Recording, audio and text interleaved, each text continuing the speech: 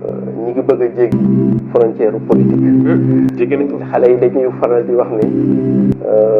bu mu ñaaw waaye ñaaw na ba pare mi ngi commencé ñaaw ba pare. bu mu gën a ñaaw. waaw bu mu gën a ñaaw waaye mi ngi commencé ñaaw nag. bu mu gën a ñaaw waaye mi ngi commencé ñaaw nag di kàddu yi kii di Siré defal ñu am njàngat bu am solo ci état de santé Ousmane Sonko waaye it ñaari soxnaam yi génn biñ génnoon wax mu def ci ay njàngat yu am solo nag ay leeral yu am solo yoo xamante ne bii lu mat a bàyyi xel la xam naa ko topp vidéo bi di nga ko gën a comprendre kon ñu bàyyi leen rek ngeen seetaan vidéo bi. xam nga bu ñu nee guléet mooy lu musul am dafa am parce que dans l'espace public tout comme dans l'espace médiatique ñaari soxna yi Ousmane Sonko la parole était rare pour ne pas dire inexistante. tey c'est la première fois ñu génn wax pour man ma jàpp ni wax bi adressé nañu ñetti cible dafa des nag dinañ leen déggam du ñu leen dégg pour man benn bi d'abord mooy opinion nationale Sénégal moo xam ñu dëkk fii wala ñu nekk ci biti ñooñu li leen di gën a soxal peut-être mooy état de santé Ousmane ak ñu trouver une solution heureuse boobu soxna yi àddu nañ ci te liñ ci wax jot a wax ni la situation est très inquiétante même si elle n'est pas encore désespérée mais liñ fi jot a wax nii ñoom dalul xel. deuxième cible bi ci seen communication wax nañoo président Macky Sall xaw ma ne président Macky Sall dina loolu léegi déggam de.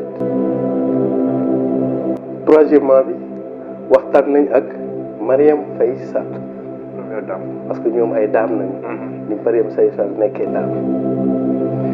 pour ce qui relève du président Macky Sall Jacques Chirac dañu ko laajoon benn jour quoi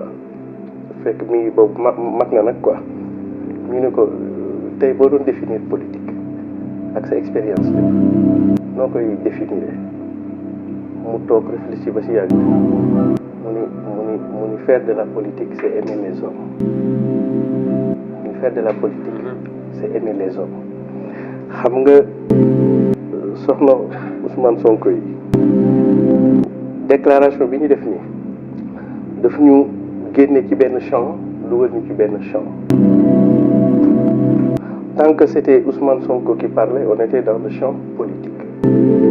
tey bi soxna yi waxee on est dans le champ de l'humanisme qu'est-ce qui nous reste de notre humanité en fait parce que suñu réew fi ñu cosaanoo fii Sénégal jigéen ci diggi penc mi waxam daanul jëm kaw wala sax daanul jox jël parole ñu demee ba jigéen ci diggi penc bi muy jël parole loolu dafay questionner ñaari affaire ci nous la raison et le cœur et man jàpp naa ni est-ce que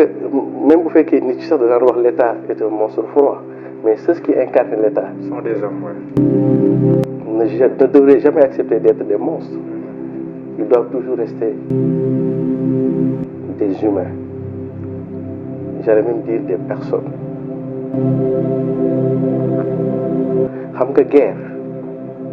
li muy tàng yëpp pour humaniser guerre tax na ñu créer croissant rouge médecins sans frontières c'est-à-dire que même dans l'animosité de la guerre il y a une dose d'humanité. Très bien léegi lépp dafay posé wu ci très bien su ma ko doon tënk soxna Ousmane Sonko yi li ñu wax dañuy invité mais rawatina président Macky Sall parce que moom nañu dénk nan nañu mën a dépasser suñu condition de nit pour aller vers suñu condition de nité. am na sew-sew. parce que nit ki c'est l'individu et c'est un échantillon biologique mais nité nag c'est la personne et c'est la catégorie sociale c'est-à-dire que quels qu'en soient les niveaux d'adversité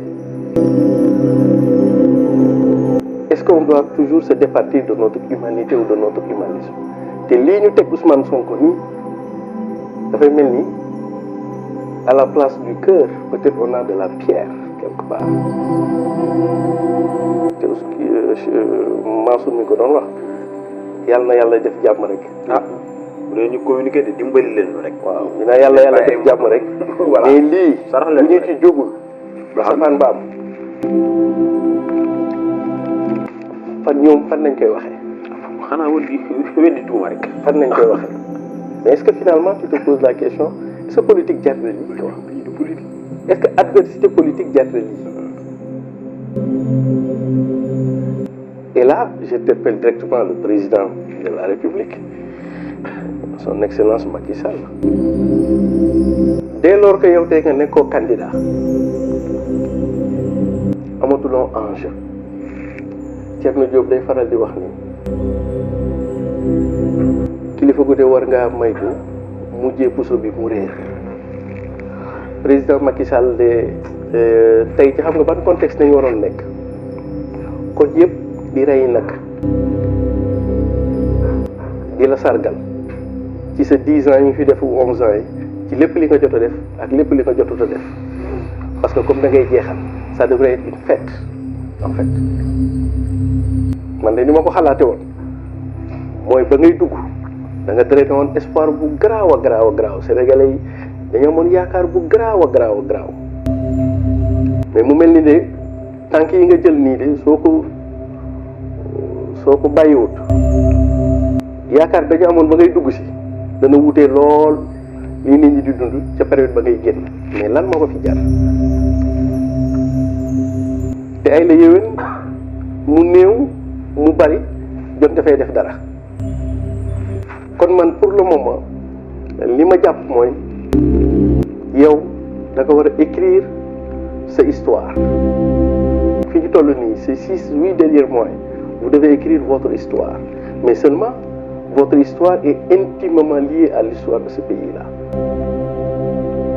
dès lors que yow nekkatuloo candidat da nga war a bind sa histoire mais nii situation réew mi du demee nii nekkuloo di bind sa histoire dans le sens bi nga xam ne moom la ñëpp gën a bëgg c'est-à-dire que ban situation ban contexte nga nar a bàyyee Sénégal au moment de quitter ce pays-là président je vous interpelle nga corrélé ko ak bi ngay ñëw espoir bi nga drainé woon ak période bi nga xam ne yaa ngi dem yan situation nga fi bëgg nar a bàyyi parce que Senghor quoi qu'on puisse dire ak li ñu ko mere yëpp heure bu ñu tuddee turam gars yi ne jàmbaar la Abdou Diouf mi nga xam ne ñun moom la ñu tombeel tollu jeunesse lu ñu ko xeex yëpp même boo ko tuddee danañ xam ni ci benn côté jàmbaar la Ablaye Wade ak li fi jot a jaar yëpp heure bu ñu ko tuddee xol yi dana tooy président defal tuuba yow bis boo fi jógee bu ñu wax sa tur rek gars yi ne accam te situation boobu nag mi ngi bëgg a am et foofu lay daanelee mooy soxna Marième Faye Sall parce que di Souleymane Faye naan dama doon ñi nga doon da nga di soxna ñoom it ñuy soxna nga doon waajur ñoom it ñuy waajur nga doon jigéen ñoom it ñuy jigéen lii dal leen te ñoom sax en principe waruñoon di wax mais ñu jóg ba àbb ci ba wax kon donc yow interpellé nañ la pour qui connaît la relation de proximité qui peut exister entre jëkkër ak jabar moom de ñi ngi koy ñaan bu mënee wax ak waayam mu wax ak waayam parce que comme ñun Macky Sall ñun wax nañ ba sonn analyser nañu ba sonn mu bay nit ñi ñaan nañu ba sonn moom sax nee na ñu ñaan ci njëkk ñi ñaan nañ ko ci njëkk bu bay kon donc yow soxna Marième Faye Sall li coon Seck doon wax ca way chantage difficile la waay ji kon de yow de femme jabaru soxna Ousmane Sonko yi di interpellé nañ la directement en tant que femme loo ci mën rek nga waxtaan ceeg président parce que lii moom mooy li gars yi doon wax bëgg a jéggi frontière politique. jéggi nañ ko. xale yi dañuy faral di wax ni bu mu ñaaw waaye ñaaw na ba pare mi ngi commencé ñaaw ba pare. bu mu gën a ñaaw. waaw bu mu gën a ñaaw waaye mi ngi commencé ñaaw nag. jërëjëf Siré am na solo lool kàddu yi am na solo surtout ñetti poñ yi nga xamante ne bii moom nga ci génne jàngat ko muy lu am solo mata bàyyi xel lool muy kàddu yi soxna yi bàyyiloo xel gi ñu bàyyiloo xel sénégalais yi ci état de santé Ousmane Sonko ñoom coono biñ ci daj waaye fi mu toll waaye xañ gi ñu leen koy xañ pour gis ko waaye it ñàkk wóolu gi ñu ñàkk wóolu loxo yi nekk ba ñu bëgg ñu delloosi ko seeni loxo waaye it poñ bi nga xamante ne bii moom nga gis ne moom lañ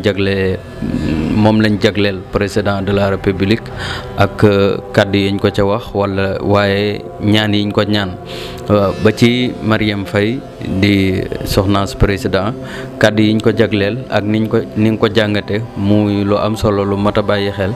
yàlla nañ ko dégg te déglu ko te dégg ko kàddu yi àgg ci ñoom waaye it lay seen àq ak seen yelleef yi seen yelleef di àq ak yelleefu seen borom kër sunu borom dogal ba kilifa yi yor woowu wàll delloo leen ko ba mu mat sakk ndax jàpp naa ne bu ñu leen ko delloo rek li ñuy jàmbat dina wàññeeku bu jeexute dina wàññeeku kon vidéo bi foofu lañ koy yemale ba jëmi jamono.